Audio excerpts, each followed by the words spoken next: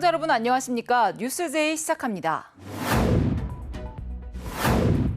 마포구가 2024 레드로드 청년 일자리 페스타를 개최했습니다. 동대문구가 이문동과 장안동에서 새롭게 조성된 황토길 개장식을 개최했습니다. 대전시가 대표 원로 예술인 특화전시관 조성에 나섭니다. 충청북도가 도정 주요 시책과 연계된 중남부권 기업간담회를 개최했습니다. 전남에서 황새가 알을 낳고 부화에 성공한 장면이 53년 만에 처음 확인됐습니다. 광주 지역 복합 쇼핑몰 가운데 가장 먼저 문을 열 것으로 보이는 더현대 광주가 건축 디자인을 공개했습니다. 문화도시 광주의 상징성을 내세워 전통과 현대, 미래를 한 건물에 담아낸 것이 특징입니다. 전통 양식의 기와지붕이 올라간 복합 건물. 옛 전방과 일신방직 부지에 들어서는 더현대 광주 설계도입니다. 설계는 건축계의 노벨상이라 불리는 프리츠커상을 받은 스위스 건축사무소 헤르초크 앤 드메롱이 맡았습니다. 광주가 대표하는 전통 문화유산의 멋과 더현대의 독창성을 접목시키는 데 초점을 뒀습니다. 가장 위쪽은 전통 가옥을 본딴 빌리지를 배치했고 그 아래는 채광이 쏟아지는 공간에 다양한 콘텐츠와 정원으로 채워진 바실리카가 들어섭니다. 저층부에는 유럽의 길거리처럼 명품 플래그십 스토어들이 늘어선 블러바드가 조성됩니다. 지하에는 로컬 맛집을 포함한 미식거리, 마켓이 들어섭니다. 안성시에는 아마 국내는 물론 세계적으로 유례를 찾아볼 수 없는 문화와 예술이 접목된 상업시설로 또 하나의 세계적인 명소가 되리라고 확신합니다. 광주시도 기대감을 드러내며 신속한 행정이 이루어지도록 협조하겠다고 화답했습니다. 더현대 서울 덕분에 유통업계의 골목이었던 여의도가 기회의 땅으로 바뀌었듯이 더현대 광주 덕분에 우리 광주 시민들에게 절호의 기회를 만들어 주신 것 같습니다. 광주의 랜드마크 가운데 하나가 될 더현대 광주는 더현대 서울보다 1.5배 큰 연면적 30만 제곱미터로 지어집니다. 현대백화점 측은 오는 2028년 개점을 목표로 다음 달까지 사전 행정 절차를 마친 뒤 내년 착공한다는 계획입니다. 수도권 소식입니다. 동대문구가 이문동과 장안동에서 새롭게 조성된 황토길의 개장식을 개최했습니다. 5월 10일 개장한 이문동 황토길은 이문 푸르지오 1차 아파트부터 성북구 경계에 이르는 제방 산책로에 350m 길이로 조성됐습니다. 황토길 주변에는 녹지를 정비하고 휴게 데크를 조성하는 등 황토길을 이용하는 구민들을 위한 시설이 마련됐습니다. 13일 개장한 장안동 황토길은 구민회관부터 북카페에 이르는 동부간선도로 사면에 550m의 길이로 조성됐습니다. 황토길 주변에는 배롱나무 200조와 꽃잔디 6,000본을 식재해 구민들이 편안한 분위기에서 걸을 수 있는 환경을 조성했습니다. 이번에 조성된 황토길 주변에는 제방길 정원과 세족장, 안전난간 등의 부대시설도 함께 마련돼 구민들이 편안하게 시설을 이용할 수 있습니다. 젊음의 에너지가 가득한 홍대 레드로드에서 청년들의 취창업을 응원하는 행사가 열렸습니다. 이번 레드로드 청년 일자리 페스타는 청년 구직자가 알찬 취업 정보와 문화 공연, 취업 지원 서비스를 함께 누릴 수 있는 축제회장으로 준비했는데요. 그 현장을 소개해드립니다. 지난 17일 홍대 레드로드 알포에서 2024 레드로드 청년 일자리 페스타가 개최됐습니다.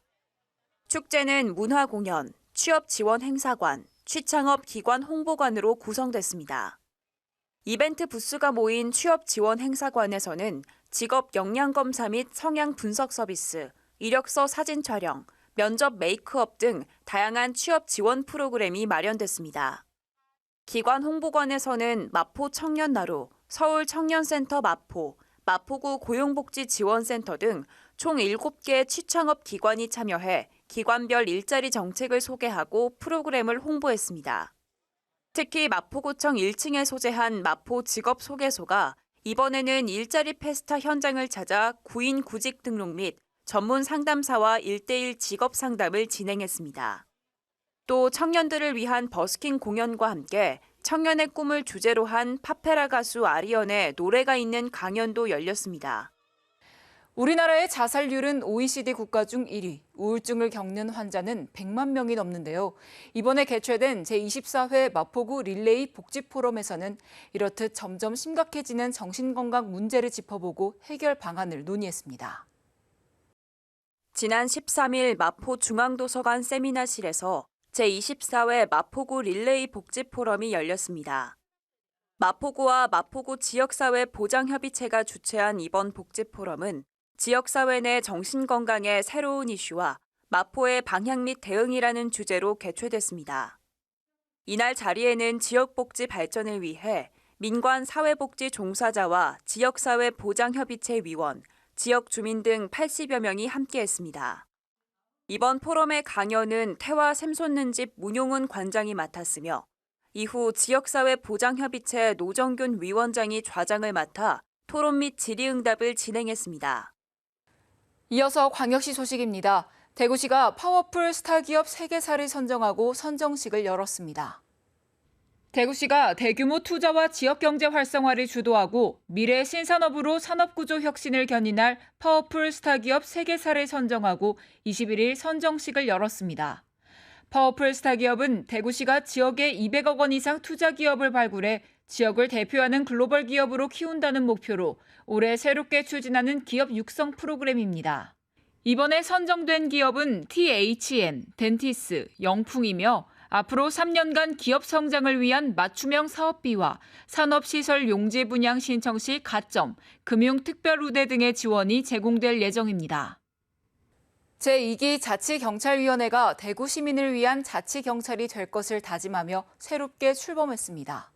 생활안전과 교통, 여성 청소년 분야 치안 행정을 강화하고 국가경찰과 적극적인 협력체계를 구축하기 위한 제2기 자치경찰위원회가 지난 20일 출범했습니다. 이 자리에는 홍준표 시장과 시 간부, 유재성 대구경찰청장 등이 참석했고 제2기 자치경찰위원회를 이끌 위원들에 대한 임명장 수여와 현판 제막식이 진행됐습니다. 제2기 대구시 자치경찰위원회는 총 7명으로 대구시장이 임명한 강원경찰청장 출신 이중구 대한민국 재향경우회 부회장을 비롯해 시의회, 교육청 등 기관으로 추천받은 6명의 위원입니다. 새롭게 출발하는 2기 자치경찰위원회는 시민의 자치경찰로 자리매김하기 위해 앞으로 어린이, 여성, 청소년 보호사업, 다중운집 행사 안전관리 등 적극적 치안행정을 추진해 나갈 계획입니다. 2024 국제소방안전박람회가 사흘간의 일정으로 대구에서 열렸습니다. 이번 박람회는 K소방산업 세계로 미래로를 주제로 389개 기관 단체가 참여하고 1,397개 부스를 운영하는 등 역대 최대 규모로 운영됐습니다. 소방 미래기술 홍보관에서는 소방 R&D 사업 참여업체의 제품을 전시하고 스마트 웨어러블 시스템과 스마트 개인 보호 장비 등을 전시하는 스마트 안전장비관도 마련됐습니다. 그 밖에 소방장비 야외 전시, 라이브 커머스 생방송이 진행됐고 국제교류협력회의, 소방안전 학술 세미나, 수출 상담회 등의 부대 행사도 열렸습니다. 대전시가 대표 원로 예술인 특화 전시관 조성에 나섭니다. 대전시가 지역 대표 원로 예술인인 조평위 임봉재 작가 특화 전시관 조성에 나섭니다. 대전시는 이날 두 작가와 전시관 조성을 위한 업무 협약을 체결하고 작품 자료 기증과 관련한 계획을 논의했습니다. 향후 기증이 결정된 작품 자료는 전시관 운영과 대전 미술사 연구 확장 등에 활용될 계획입니다. 강원도 소식입니다. 횡성군이 미래 모빌리티 거점 특화단지 조성 사업 2단계 사업에 편입되는 토지와 지작물 보상을 추진합니다. 이는 지난해 12월 보상계획 공고를 낸 데 따른 조치로 횡성읍 가담리와 묵계리, 입성리 일대 토지 120필지, 20만 8,724제곱미터가 대상이며 총 보상비는 170억여 원입니다. 보상계획 공고 이후 강원특별자치도와 횡성군, 토지 소유자 추천에 감정평가 3개 기관을 선정해 2024년 3월부터 2달간 감정평가를 진행했습니다. 횡성군은 미래모빌리티 거점 특화단지 진출입 도로개설공사와 일자리 지원센터 구축 사업 등 우선 추진되는 사업 편입 토지부터 보상 협의를 진행하고 이후 2단계 사업 잔여 부지의 보상을 추진할 계획입니다. 횡성군이 둔내면 태성문화회관에서 둔내면 농촌중심지 활성화 사업 준공식을 가졌습니다. 둔내면 농촌중심지 활성화 사업은 농림축산식품부 공모사업으로 선정돼 2018년부터 2023년까지 6년간 총 60억 원의 사업비가 투입됐으며 지난해 말 준공됐습니다. 이번 사업은 태성문화회관 리모델링, 공영주차장 조성, 주천강변 정비사업, 둔내면 스마트 안내판 구축, 주민 역량 강화 프로그램 운영 등 다양하게 추진돼 면 소재지의 기능을 강화하고 지역 발전을 도모했습니다. 특히 태성 웨딩 문화센터를 리모델링해 공공 목욕탕과 주민 사랑방 등을 갖춰 주민 문화복지 복합 공간을 조성하고 공모를 통해 태성 문화회관으로 명칭을 변경했습니다. 평창군은 농업기술센터 내 스마트 농업을 위한 시설을 구축해 스마트 농업 기술 확산을 위한 첫발을 내디뎠습니다.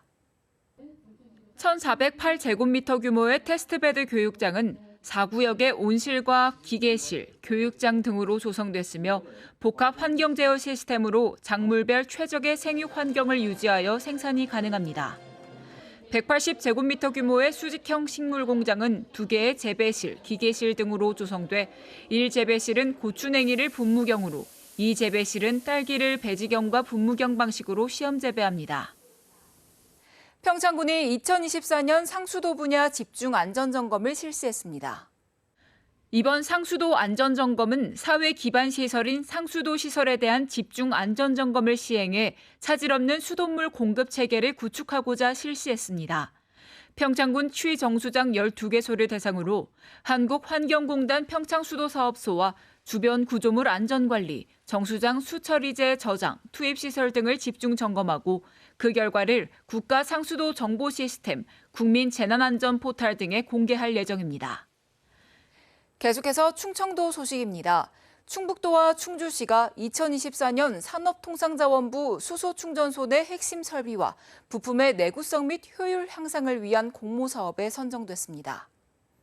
수소충전소의 핵심 설비 국산화율을 2030년까지 100% 달성하고자 하는 정부의 계획에 크게 기여할 것이라고 밝혔습니다.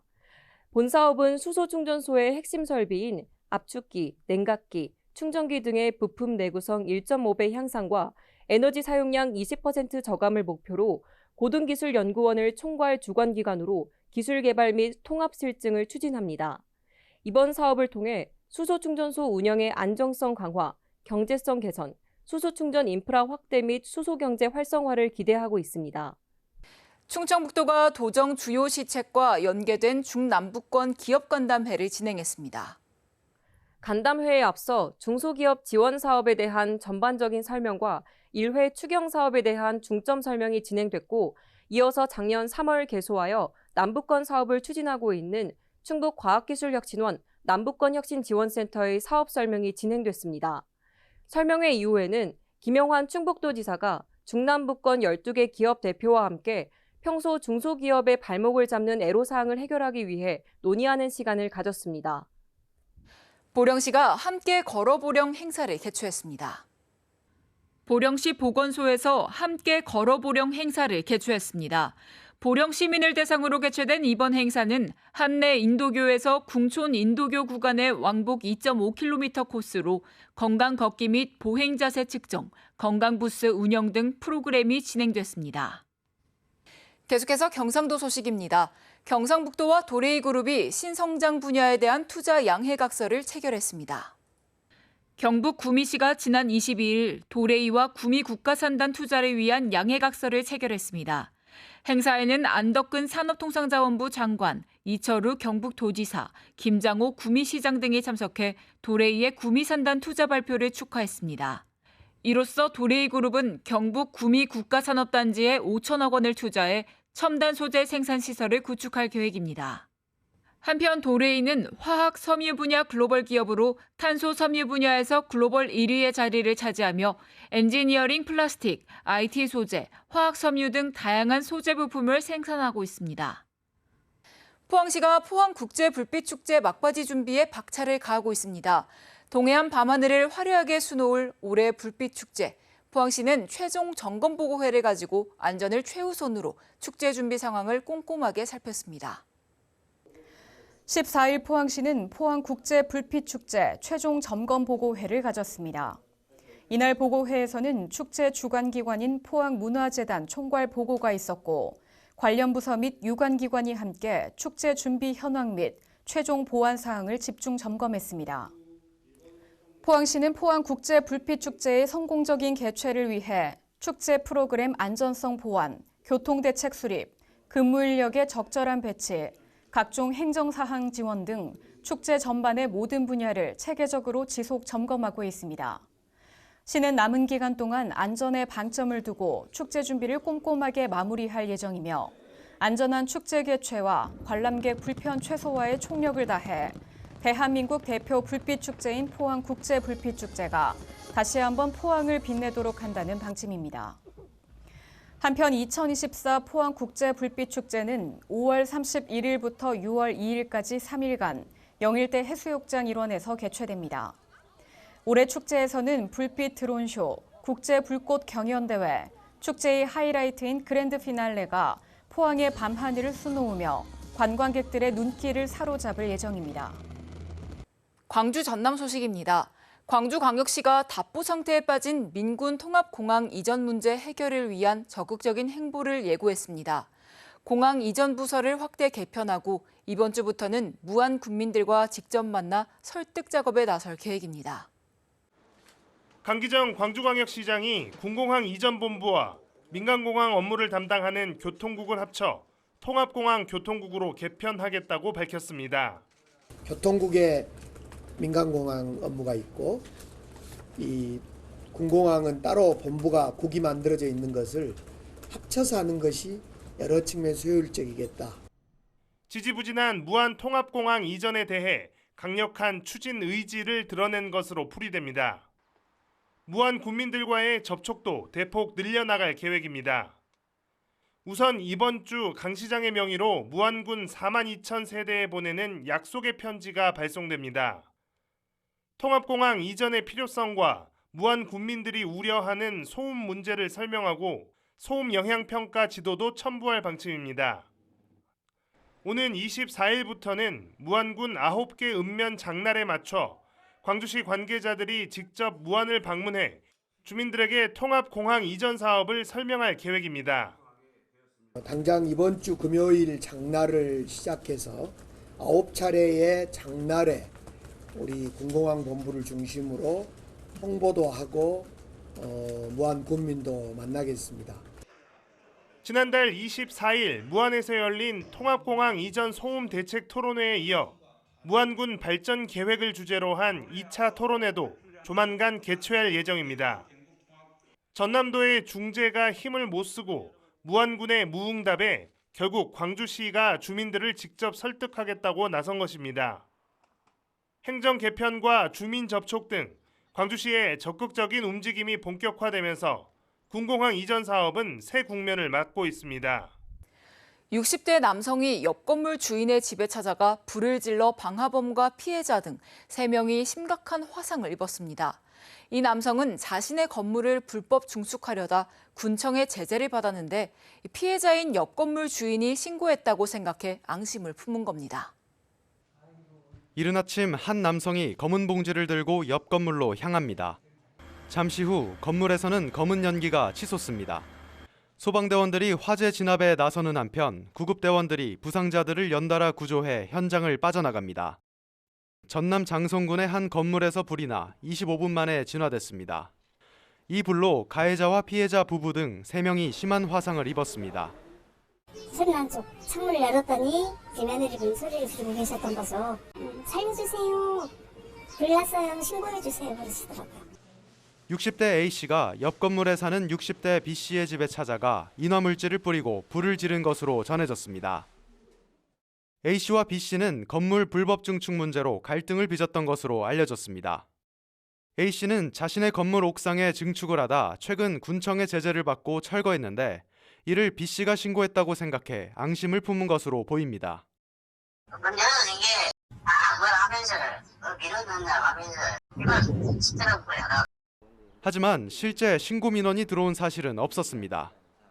이제 신고 들어온 곳은 없지만 저희가 인허가를 받지 않고 행위를 하기 때문에 이제 건축주한테 이런 것들은 허가를 받고 해야 됩니다라고 안내를 3월달에 해드렸어요. 경찰은 A씨를 현주 건조물 방화치상 혐의로 입건하고 구체적인 범행 동기를 조사할 계획입니다. 우리나라 대표적인 텃새였던 황새가 사라진 것은 1971년으로 벌써 반세기가 지났습니다. 이후 복원 사업이 진행되면서 황새가 관찰됐다는 소식이 간간히 들려왔는데요. 올해 전남에서 황새가 알을 낳고 부화에 성공한 장면이 53년 만에 처음으로 확인됐습니다. 전남 나주에 있는 초고압 송전탑. 30m 높이의 철탑 꼭대기에는 커다란 둥지가 자리 잡고 있습니다. 망원 렌즈로 살펴봤더니 어미 황새가 날개짓을 하고 있습니다. 둥지에는 알에서 부화한 새끼 황새 3마리도 확인됐습니다. 지난 겨울에 짝을 지은 황새 부부가 3월쯤 알을 낳은 것으로 추정됩니다. 둥지를 틀기 시작한 것은 지난 겨울부터 틀지 않았나. 그리고 짝짓기를 해가지고 지금 알을 낳고 지금 상태에서 부화를. 어미 황새의 왼쪽 다리에는 행선지 추적을 위해 달아놓은 가락지가 선명하게 보입니다. 황새생태공원에서 지난해 방사한 23쌍 가운데 16쌍이 부화에 성공했고 그중 한 쌍이 나주에 둥지를 튼 것으로 보입니다. 번식에 성공한 황새가 전남에서 발견된 것은 53년 만에 처음입니다. 지난 96년 시작된 황새 복원 사업을 통해 개체수가 늘고 서식지도 점차 넓어지는 것으로 분석됩니다. 전라도 지역에는 이제 월동하기 위해서 내려가는 황새들은 겨울철마다 보였지만 이렇게 번식하는 황새가 발견된 것은 1971년도 텃새 황새가 사라진 후에 전라남도에서 또 처음이고요. 천연기념물이자 세계멸종위기종으로 지정된 황새의 안정적인 서식을 위해 다각적인 대책이 필요해 보입니다. 특별자치도 소식입니다. 젊은 공직자들의 혁신 아이디어를 반영하기 위한 제주 지속가능발전 기본전략 수립 원탁회의가 진행됐습니다. 제주도가 지난 21일 7급 이하 공무원 120여 명이 참여한 가운데 제주 지속가능발전 기본전략 수립 원탁회의를 열었습니다. 제주 지속가능발전 기본전략은 UN 지속가능발전 목표를 기반으로 하며 지속가능발전 기본법을 토대로 수립하는 20년 단위 초장기 법정 계획입니다. 이번 원탁회의는 7급 이하 젊은 공무원을 대상으로 지속가능한 제주의 미래 비전에 대해 이해와 공감대를 형성하고 새로운 비전을 도출하기 위해 마련됐습니다.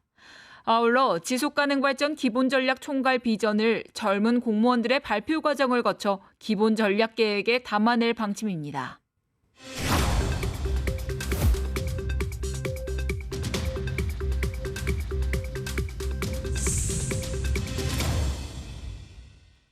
한 주간의 행사 소식을 전해드리는 클릭 행사톡톡 시간입니다. 2024 포항국제불빛축제가 영일대 해수욕장 일원에서 열립니다. 포항에서 펼쳐지는 대표적인 문화관광축제인 2024 포항국제불빛축제가 5월 31일부터 6월 2일까지 영일대 해수욕장 일원에서 개최됩니다. 국제 불꽃쇼, 불빛 드론쇼, 거리 퍼레이드 등 다양한 볼거리를 마련했으며 불빛 체험존, 불빛 테마존 등 체험 프로그램도 준비했는데요. 국내외 유명 불꽃팀이 참여하는 국제 불꽃쇼를 보며 영일대 해수욕장 야경과 동해안의 풍경을 즐겨보시기 바랍니다. 올해 첫 비브리오 폐혈증 사망 환자가 발생했습니다. 비브리오 폐혈증은 비브리오 폐혈균 감염에 의한 급성 폐혈증으로 해수 온도가 올라가는 5월과 6월부터 발생합니다. 해산물을 제대로 안 익혀 먹거나 상처난 피부에 오염된 바닷물이 닿으면 감염될 수 있는데요. 발열, 오한, 구토, 발진이나 부종 등의 증상이 나타나면 즉시 병원을 찾아야 합니다. 비브리오 폐혈증을 예방하기 위해 어패류는 5도 이하에서 보관하고 조리 시 85도 이상으로 가열하는 것이 좋다는 점 기억하시기 바랍니다. 뉴스 마칩니다. 고맙습니다.